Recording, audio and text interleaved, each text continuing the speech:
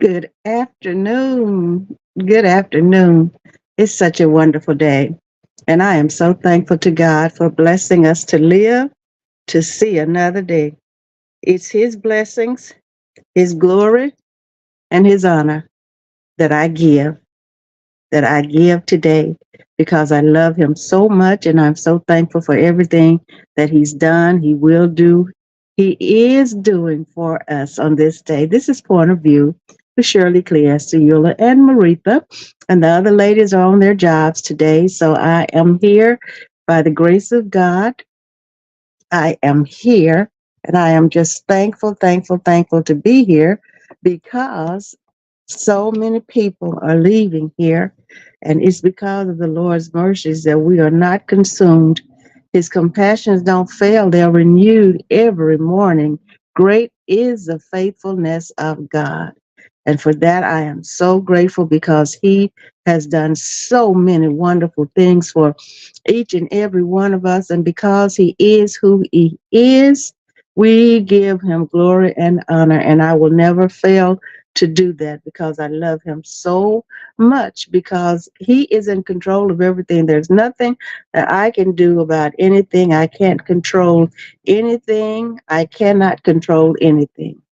So it is because of His mercies that we are not consumed. His compassions don't fail. He's compassionate toward each and every one of us, each and every day of our lives. And I've checked my sound here, and it seems like my sound is going really well. So, because I'm going to pray, dear God, as I sit before you to speak, I pray to you that my soul you will keep. And if I should die before I finish, I pray to you, dear God, in the name of Jesus, that any outstanding sins will be forgiven. Amen. And the question today is, when is old too old? When is old too old? And some people, we hear people quite often, oh, you too old for that. Oh, he's too old. Oh, she's too old for that. What is old too old? And I know this commercial where this lady said that she said, age is just a number. And she said, and mine is unlisted. And I feel the same way. I feel the same way. She said, age is just a number, and hers is unlisted. Oh, yes. So we're going to go into an article that I found today. What age is considered old nowadays? And it's and this is back in 2017, but I have one that I'm going to bring more up to date, which is 2023. And let me make sure that this is the one over here in 2023. There's so much about age, but it just depends on I'm telling you, we talk about it and we want to analyze and all of that, but none of us can do anything about it. But we can't ask the question when it's old enough, or when it's old too old, and how old is too old. And I'm going to do this first one here by Stephen Vernon, June 29, 2017. This is CBS News. And he's talking about old people are getting older. While this might seem obvious, a statistical perspective provides interesting insights into living and working in today's longevity revolution because people are living longer in this day and time. And I was reading and scanning through some of this, and it was talking about when 50 something used to be considered old. Hi, thank you so much for being with me. 50 something used to be considered old. Now it's 70. So, hey, times change, times change. So, research from John Chauvin, a prominent economics professor at Stanford University, suggests that if your chance of dying within the next year is 1% or less, you might be considered middle aged. The chart below, and there is a chart, shows that the threshold for men transitioning beyond middle age increased from about aged 44 in the 1920s to about 60 today. So that chart is showing us that the threshold for men transitioning beyond middle age increased from about age 44 in the 1920s to 60 today. And so here's a chart here, the age at which males 1%, 2%, and 4% mortality. And I am going to try to pull this up for you. Let me see if let me go here, try to pull this chart up for you. I'm going to share a screen. And let me see if this is the one. Oh, yes, that's it. So I'm going to share that. And there it is. There it is. And it tells us the age in which males reach 1%, 2%, and 4% mortality. And there's 80. And so it didn't quite reach 80 right there. There's 75, and then it goes up to 70, 4%. 65 is 4%, going up to 70. Then it goes 55. 2% is going up to around, looks like 60. And then it's telling us 40 at 1%, and that's going up to almost 50. So that's from 1920. And we're looking at 2020, and we're here in 2023. Okay, so now, so if your chance of dying within the next next year is 2% or more, Chauvin suggests you might be considered old. Now, the above chart shows that the threshold age for being considered old for men increased from 55 in the 1920s to 70 today. So it has changed. It has changed. People are living longer. People are living longer. And there's so many things that play into that. First, because of the medical research, and they've learned so much more about the human body than they did know back then. We have so much technology. We have so many new medications that can and will help with certain ailments and diseases and all of that. So there has been quite an advancement in the medical field. There's been quite an advancement in knowledge, in us learning to take care of ourselves and what's good for us, and being personal about it. What you might be able to consume, I might not be able to consume and have a healthy life. So we've learned so much. So if your chance of dying within the next year is 2% or more, Chauvin suggests you might be considered old. So the above chart shows that the threshold age for considered old for men, for being considered old for men, increased from 55 in the 1920s to 70 today. And finally, and then that's when he wrote that, okay. And finally, if your chance of dying within the next year is 4% or higher, you might be considered very old or elderly. So the chart shows that this threshold for men increased from 65 in the 1920s to 76 today. So note that by these definitions, old in the 1920s, which was 55, is now considered middle-aged today, and very old in the 1920s, which was 65, is now considered merely old today, merely old, not very old, but merely old today. So Chauvin suggests that reduced mortality rates correlate roughly with improved health and vitality of all ages, and can be used as a proxy measure for aging. And so now here's the same chart for women. So age at which females reach 1%, 2%, and 4% mortality. So I'm going to share that with you also. And like I said, this was let me see, this piece was written let me go back, in 2017, I believe. Let me just go back and then I'll come back. He did this piece on CBS News in 2017 on Money Watch. Okay, so now I'm coming back to women in 2017. So we know now that it's even more advanced and more in our favor today. But we have to realize and understand that there's nothing we can do about mortality, okay, or immortality. Nothing.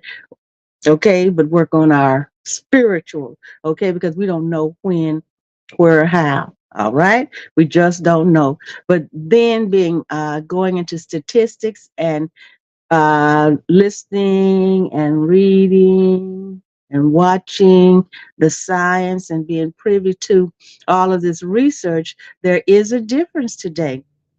So, what I'm going to do is share this. I'm going to share this screen right here about us, the ladies, okay? The ladies. So, here's our chart talking about more age of females reach 1%, 2% and 4% mortality. And you see it's going from 65 in the 1920s is going up the 4% mortality. And that's reaching up to the 2020. That's today, 2021, 2, and 3 today. And then there's reading down here like between 55 and 60, there's 2%. And it's going on up to the 2020s. And then there's the 45 between 45 years old in 1920 to 2020s. In the 2020s, that's 1% mortality. So we're doing better. Okay, so by these measures, women today transition out of middle age around 65. So it has really, really changed, hasn't it? A number that has increased from the late 40s in the 1920s. Okay, so we used to be middle age at 65. Uh, Transition out of middle age, excuse me, around 65. And now that number has increased from the late 40s in the 1920s. So old women, quote, end quote, old for women today is about 73. So, hey, all of us, we're not considered old, okay? Which increased from the late 50s in the 1920s. Thank you so much for being here with me today. And very old today is about 80, an increase from about 67 in the 1920s. So 67 was considered old, very old in the 1920s, but in this modern day and time, the number 80 is considered very old. And we know many very considered very old people, okay? People who are considered very old that are yet among us, okay? But these are just numbers, and that's for real. And what did I say that lady said? She said, age is just a number and mine is unlisted. But these are just numbers. How do today's boomers look and feel? How do we look and feel? Hey, I feel good. And I hope I'm looking good, okay? It's insightful to compare photos of the boomers' parents and grandparents when they were in their 60s and 70s. They look a lot older than today's boomers the same age. Wow. Mom and daddy looked good in there. Well, daddy made it, mama made it to 60. She made it to be 60 and right at almost 60 years and 6 months old. And daddy made it to be 63, and it was July, and about 6 or 7 months old. So, so these are fortunate consequences, or the fortunate consequences of longevity, uh, of the longevity revolution we've been experiencing over the past several decades. And so when mom and daddy, well, mama made it to 60 and 6 months over, daddy made it to 63 and about, I think about uh 5 months over, I believe. So they made that. And so I want to go back here. So today's boomers look and feel. How do they look and feel? And so mom and daddy looked good. They looked good. Mama made 60 and daddy made 63. Looked good. Okay, so these, and so God has blessed me to do the 70 and 10 plus. And I say, well, when I made that 70 and 10 that God promised, now I'm on cruise control. How about all of you who have reached the, what is it, 70 and 10 plus? We're on cruise control, and I'm thankful to be cruising. Okay, so These are the fortunate consequences of the longevity revolution we've been experiencing over the past several decades. It results from virtually universal access to clean water. See, all these things play into it. Sanitation, waste removal, electricity, refrigerators and vaccinations, and continued improvement in health care. So many demographers predict longevity will keep lengthening in the decades to come. And I really believe that. Thank you so much for being with me. However, while we should be dancing in celebration of our longer and healthier lives, instead we're wringing our hands over the significant challenges of an aging society. And I don't know whether I mentioned this. I think I might have mentioned it on Greater Gospel Temple and Inspiration of God Ministries. But I was sitting on the couch and I was thinking there are things that I really feel that I must accomplish. I must accomplish in my lifetime. There's some things that need to be done. And so I was sitting there and then it came to me, well, you're this age, and then a thought tried to come in. You might not have much longer here because you're this age. And the Spirit of God said to me, I am in charge of time. You go ahead and live your life. And the goals and aspirations that you have, you continue to work on those and aspire to do those things because I am in control of time. Don't worry about time. And I have not worried about it since. And I'm just doing like if I'm in my teens or in my 20s, I'm not worried about time. I'm not worried about time because whatever comes, whatever goes, is in God's hands anyway. It's in his hands. However, while we should be dancing in celebration of our longer and healthier lives, instead, we're wringing our hands over the significant changes in our aging society. The statistics cited above and those charts point to the compelling need for people to continue working in some manner during their later years. But as a society, we set cultural expectations for appropriate retirement ages decades ago when many people in their 60s and 70s were unable to work and were considered old and very old. Time has really changed, hasn't it? There are people now who are still working in their 80s, and some have reached their 90s and still work. Yes. So we'll need to rethink those expectations. It's simply too expensive to continue adding more and more years to the retirement phase of our lives. That requires savings levels that we just can't afford and is putting serious strains on Social Security and pension systems. So, according to Chauvin, it's very expensive to fund 30-year retirements over a 40-year career, a fact that points to the economic necessity for many people to work longer than prior generations did. And some people love working longer. They love it. Gives them something to do. They say, gets me out of the house. Just like Clee, my sister, she says she loves her job. She loves to go out and work. It gets her out of the house. And then it brings in that extra income too. Oh, yes. So it also doesn't make sense to stop working altogether now that we're no longer considered old in our 60s or 70s and are still physically capable of earning a paycheck and contributing to society. And people can also gain social health benefits by working in their later years. And that's for real. And some people think because some of us don't go out on those public jobs, but we're doing public work almost every single day of our lives, whether we go out on a public job or not.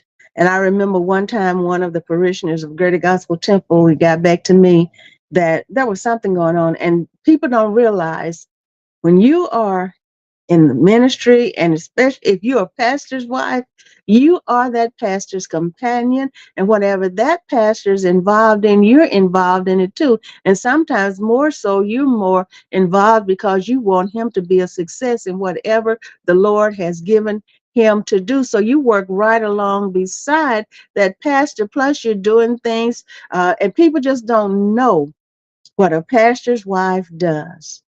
Many people don't understand the work of a pastor. And they think just because they don't see them or they know that they don't go on a public job, that they're not doing anything. So it got back to me that one of them said there was something going on at Greater Gospel Temple. And one of them said, well, get Sister Davis to do it. She don't do nothing but sit at home every day. But to this day, she doesn't know that it came back to me that she said that. But people just don't understand. Just because we don't go on a public job does not mean that we are not working. Working in the kingdom and not going on a public job. I have said, and I feel it, when we're on the public jobs, we go, what is 9 to 5, 7 to 3, 8 to 5, or whatever we do, we know we're going to be there at a specific time and we're going to get off at a specific time. And so there's that schedule. But when you are not out there on that public job, something is always, always, always needing to be done. And you're always, I've got to do this, I've got to do that. So there is no rest. That's why you have to set your schedules and be what is wise about what you do. We can't do everything in one day and all that. So it's a consistent thing. But I feel like that because I'm not on a public job, I have more to do than when I was. Now, just think when I was ministering in the ministry and then on the public job, look at that. And now that I'm not on a public job, which what I'm saying is like Johnson and Johnson or somewhere like that, a company or whatever, I'm still in ministry and still doing the Lord's work, and it still requires 24/7 time. And so we have to be wise, and we have to schedule our times. Schedule our times. God has given us common sense to schedule and to know when, where, how, and what to do. All right. So now I'm coming back about age, okay? It says, so it doesn't make sense to stop working altogether now that we're no longer considered old in our 60s or 70s and are still physically capable of earning a paycheck and contributing to society. And people can also gain social and health benefits by working in their late years. And I thank God because he's blessing me to do so many things. He's given me point of view. He's given me Greater Gospel Temple Ministry. Plus, I'm talking about on the web. He's given me so many things that I can do. And I am doing. And I am so grateful that I'm happy to be able to do those things. And he's given me my reasonable portion of health and strength. And for that, I am grateful. Society faces significant challenges adjusting to the great number of people living longer. However, wouldn't you rather face these challenges than go back to the good old days when old people were a lot younger than today? My goodness, old people were a lot younger. And this is by Steve Vernon. This is by Steve Vernon. And you can view his articles on CBS Money Watch, and this was in 2017. So thank you, Steve, for that contribution. I really enjoyed that contribution. My goodness. And there's one talking about dating, but I'm not going to go there. I'm not. How old is too old? How old is too old? And this is by Robert Reich. How old is too old? This is interesting. Interesting. Like that man on laughing and said, very interesting. Thank you for being with me today. How old is too old? And here's a test as for when you ought to leave a job. Okay, now we're going to get into some of these things that people have been saying here in this, like here lately. And so I'm reading this. Robert Reich wrote this, okay? He wrote this. All right. Nancy Pelosi, he wrote this September 11th, 2023. At age 83, Nancy Pelosi at age 33 is running again for Congress. Age 83, huh? Mitch McConnell at 81 has had two bouts of freezing in front of news cameras this summer. Dianne Feinstein, the California senator, 90, is having difficulty doing her job. And I think, didn't I think she just transitioned not too long ago, didn't she? Okay, I don't want to be putting that out there. Let me go. Oh, let me go here and see. There's this I can look up.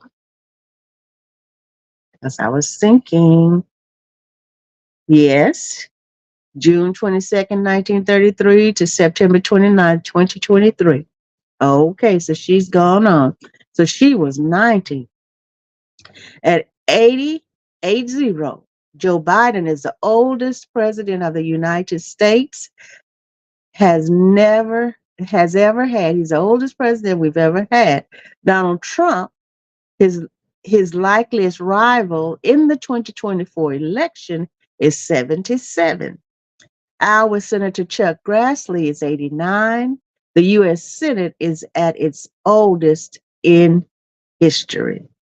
And my thing is, and I've said it before, the people need to move, resign, and let someone else go in there with different ideas and more modern ideas. And I know everything is not going to be peachy in there and everything, but people are just staying in there and staying in there, and they're not doing themselves any good. Neither are they doing us any good. And I've said that. And I just want to cross my book that I wrote a few years ago about the positions and how much money they make and all of that, and how long they've been in there, the terms that they served, and all of that is just ridiculous, some of them. So how old is too old? In 1900, gerontologists considered old to be 47. Whoa. Today, you're considered youngest old at 65, middle old at 75, and at 85, you are a member of the oldest old. Now, let me go back through that. This is super. How old is too old?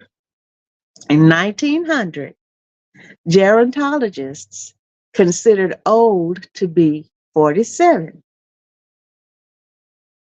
Today, you are considered youngest old at 65, middle old at 75, and at 85, you are a member of the oldest old. So, hey, look, middle old. My goodness. So, the writer is asking a question. He said, I ask with some personal stake. I'm now a sprightly 77, light years younger than our president. I feel fit, he said. I swing, dance, and salsa, and I can do 20 push ups in a row. Yet I confess to a certain loss of, shall we say, fizz. And we can tell the difference. I can tell the difference. I surely can, but I'm not hindered. Thank God I still can walk, I can talk, I can think, I can move everything. I can do so many things. Might not be able to do them at the pace that I did them when I was back in my teens and my pre-teens, when I was younger, much younger than now, but thank God I can still do some things. Oh yes. 70, here we go, is the number of years of life set out in the Bible. Modern technology and big pharma should add at least a decade and a half. You hear that? Beyond this, an extra helping. All right, so we're on cruise control. Oh, yes. After 80, it's gravy. And he said, my father used to say, Joe will be on the cusp of the gravy train. My goodness. So now let me see if I can get this off of here. They're wanting me to subscribe. I'm going to try to continue reading. Okay. Where will it end? Talking about age. How old is too old? There's only one possibility, and that reality occurs to me with increasing frequency. My mother passed, this is the writer saying, my mother passed at 86, and I told you when mama left us and when daddy left us, my mom and daddy. My father, 2 weeks before his 102nd birthday. So I'm hoping for the best, genetically speaking. And so when Elder Davis left, he was, I think, 79, I believe. Let's see. And he had said he wanted to live to be 100. That's what he said. But 79, the Lord blessed him to cruise. Yes, he did. He said, the writer is saying, yet I find myself reading the obituary pages with ever greater interest, curious about how long they lasted and what brought them down. He said, I remember a New Yorker cartoon in which an older reader of the obituary sees headlines that read only older than me or younger than me. All right. So most of the time I forget my age, he says. He said, the other day after lunch with some of my graduate students, he said, I caught our reflection in a store window and for an instant wondered about the identity of the short old man in our midst. So it's not death, he says, that's the worrying thing about the second Biden term. It's the dwindling capacities that go with aging. Bodily decrepitude, said Yeats, is wisdom. Bodily decrepitude, said Yeats, is wisdom. He says, I have accumulated somewhat more of the former than the latter. But Biden seems fairly spry. So what I feel I have to add for someone his age. Right. Why do we have to? Because Biden does move pretty swiftly. Yes, he does. He does. We thank God for that. He said, I still have my teeth, in contrast to my grandfather, which I vividly recall storing his choppers in a glass next to his bed, and have so far steered clear of heart attack or stroke. I pray I'm not tempting fate by my stating this fact. You know, sometimes we say things and we say, oh, I don't want to bring this on me. I don't want to bring anything on me. You know how we do by saying this, I don't want to bring anything on me. Don't jinx it. We just don't want to bring anything on us. And I totally understand. I totally understand what you're thinking because I think the same thing. But I am so grateful for the health and strength that God has given me and you. Okay. So he said, but I've lived through several kidney stones and a few unexplained fits of epilepsy in my late 30s. He said, I've had both hips replaced. And my hearing is crap, he says, even with hearing aids. I have a hard time understanding someone talking to me in a noisy restaurant. He said, you think that the sheer market power of 60 million boomers losing their hearing would be enough to generate at least one chain of quiet restaurants. So he's living his life and he's being honest with us, being honest. And so many of us have been through so many things, and many of us have been through things like emotional and not physical, and then many physical and emotional. So there's a whole, should I say, I'll say a whole group of things that we as human beings go through. But it's already stated that we were born into troubles and we'll have troubles until we go out of here. But there is a way that we can have peace forever if we repent of our sins and live a saved and sanctified life. And I had to say that because I believe with all my heart that that's the truth. Okay. So when I get together with old friends, he says our first ritual is an organ recital. How's your back, knee, heart, hip, shoulder, eyesight, hearing, prostate, hemorrhoids, digestion? The recital can run and ruin an entire lunch. The question my friends and I jokingly and brutishly asked one other in college. Getting much? That's what he's saying. He said now refers not to sex but to sleep. Okay. Oh my goodness, this is so neat, so neat. He said, I want to know when is old too old. Okay. I don't know anyone over 75 who sleeps through the night. So when he was president, Bill Clinton prided himself on getting only about 4 hours, but he was in his 40s then. So, and then he says, I also recall cabinet meetings where he dozed off. How does Biden manage? And that is something to think about. He said, my memory for names is horrible. I once asked Ted Kennedy how he recalled names, and he advised that if a man is over 50, just ask, how's the back? And he'll think you know him. Okay, that is so neat. And certain proper nouns have disappeared altogether. He's talking about in the age that he is now. He said, even when rediscovered, he said they have a diabolical way of disappearing again. Biden's Secret Service detail can worry about his wallet, and he's got a teleprompter for wayward nouns, but I'm sure he's experiencing some diminution in the memory department.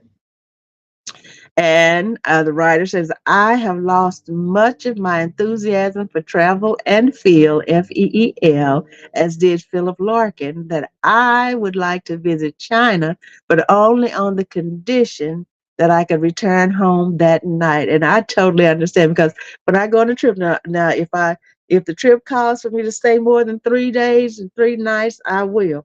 But usually when I get to that third day, that third night, I'm ready to get back to home. Oh, yes. Oh, yes.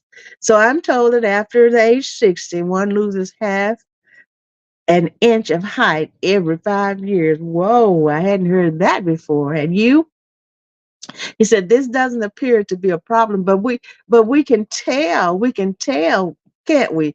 And because we see some people bent over and we've been over a little bit more and a little bit more. So I can see this. And he said, I'm told that after the age of 60, one loses half an inch of height every 5 years. This doesn't appear to be a problem for Biden, but it presents a challenge for me, he says, considering that at my zenith, I didn't quite make it to 5 feet. So he's short anyway, the writer is. So if I live as long as my father did, he said, I may vanish. Another diminution I've noticed is tact. Several months ago, he says, I gave the finger to a driver who passed me recklessly. Giving the finger to a stranger is itself a reckless act. And that is so true. So I'm also noticing I have less patience, perhaps because of an unconscious used by timer that's now clicking away. Increasingly, he said, I wonder why I'm wasting time with this or that buffoon. He said, I'm less tolerant of long waiting lines, automated phone menus, and Republicans. this is so, this is nice. This is really nice. And how old is too old, okay? So Cicero claimed older people who are reasonable, good tempered, and gracious bear aging well. Those who are mean spirited and irritable will be unhappy at every stage of their lives. Easy for Cicero to say. He was forced into exile and murdered at the age of 63. His decapitated head and right hand hung in the forum by order of the notoriously mean spirited and irritable Marcus Antonius. My goodness. So, how he got what is it? How do you say that? Double hockey stick? Does Biden maintain tact or patience when he has to deal with Kevin McCarthy or Joe Manchin or the White House press corps? And, it takes some tact, and you have to be really poised, and you have to really think on your feet. You really do. So the style sections of the papers tell us that the 70s are the new 50s. Septuagenarians are supposed to be fit and alert, exercise like mad, have rip roaring sex, and party until dawn. Rubbish, he says. Inevitably, things begin falling apart. He said, my aunt, who lived far into her 90s, told me getting old isn't for sissies. Toward the end, she repeated that phrase every 2 to 3 minutes. Oh my goodness. So, philosopher George Santayana claimed to prefer old age to all others. Okay. Old age is, or may be, as in my case, far happier than youth, he wrote. I was never more entertained or less troubled than I am now. True for me too, in a way, the writer says, despite Trump, notwithstanding the seditiousness of the Republican Party, regardless of the ravages of climate change, near record inequality, a potential nuclear war, and another strain of COVID making the rounds, I remain upbeat. And I do too. I remain upbeat. And you know what? When I go out and if I feel led to wear my mask, I wear my mask. I do. I do. We have to be wise. And I believe the scripture, wise as serpents and harmless as doves. He said, I remain upbeat, largely because I still spend most days with people in their 20s who buoy my spirits. So maybe Biden does too. When you're around people that are jovial and happy and all of that, you can appreciate that. And then even if you're not around people like that all the time, you can be jovial and happy yourself, just thinking about the life you have now in the present, what you have in the present. Okay. And like this morning, the Lord told me to put on Facebook in my almost daily comment. One of them was, God has already blessed this day. And I was another part I put in there and enjoy it. And that he's already blessed this day. It's already blessed. Okay. And so going back to the right, he said, I'm feeling more and more out of it. I'm doing videos on TikTok and Snapchat. But when my students talk about Ariana Grande and Selena Gomez or Jared Leto, he said, I don't have a clue whom they're talking about and frankly don't care. And I find myself using words, hence, utmost, therefore, Tony, brilliant, that my younger colleagues find charmingly old fashioned. And we do say some things sometimes that these young people have never heard of. Okay, this is Robert Reich. So he's saying if I refer to Rosemary Woods or Jackie Robinson or Ed Sullivan or Mary Jo Kopechne, he said they're bewildered. The culture has flipped in so many ways, and yes, it has. But you know what? God has blessed us all to be able to keep up with the culture and be able to adapt the way that we need to adapt for our age range. Oh, yes, he has. So he's saying that the culture has flipped in so many ways He says, when I was 17, I could go into a drugstore and confidently ask for a package of Luckies and nervously whisper a request for condoms. Now it's precisely the reverse. I stopped smoking a long time ago. Santayana said, the reason that old people have nothing but foreboding about the future is that they cannot imagine a world that's good without themselves in it. He said, I don't share that view. And I don't either. He said, I'm not going to tell Nancy Pelosi, Joe Biden, Donald Trump, Dianne Feinstein, Chuck Grassley, or any other middle olds and oldest olds what to do. But as for myself, he says, I recently had a hard decision. At the end of April, I taught my last class after more than 40 years of teaching. Why? I wanted to leave on a high note when I felt I could still do the job well. I didn't want to wait until I could no longer give students what they need and deserve. Excuse me. And I hated the thought of students or colleagues whispering about the old guy who shouldn't be teaching anymore. And I totally understand that.